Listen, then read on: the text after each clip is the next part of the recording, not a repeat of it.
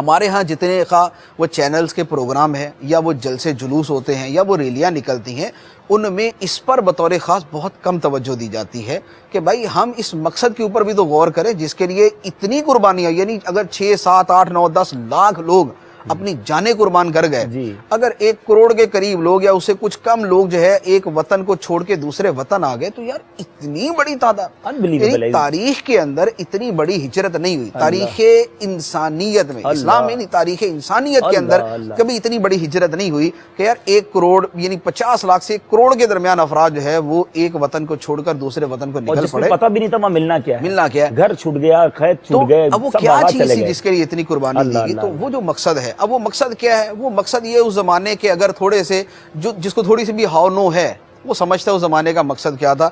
एक ही नारा सबकी जबान पे होता था, पाकिस्तान का मतलब क्या? ला इलाहा इल्लल्लाह। ये वो एक नारा था जिसके ऊपर ये सब कोशिशें थी, जिसके ऊपर सबने कुर्बानियां दी, जिसके ऊपर सबने हिजरत की है।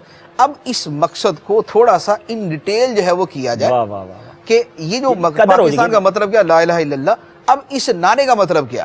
इस नारे का मतलब सीधा सीधा ये है कि इस मुल्क के ऊपर हुक्मरानी जो है वो ला इलाहा इल्लल्लाह की है। ला इलाहा इल्लल्लाह जो है वो इस्तियारा है दीन इस्लाम से, अल्लाह ताला की जो है वो अल्लाह ताला की हुक्मरानी से और अल्लाह ताला की अजमत से। तो अब खुलासा कलाम वही बनता है कि क़याम पाकिस्तान का बुनियादी मकसद एक तो खुद इस नारे की रोशनी में, दूसरा जैसे बानी पाकिस्तान कायदे आज़म मोहम्मद अली जिन्ना, उनका अपना जो है वो जगह जगह उनका ये मौजूद है कि हम पाकिस्तान को इस्लाम की तजर्बागाह बनाएंगे। वाह, ठीक, इस्लाम की तजर्बागाह।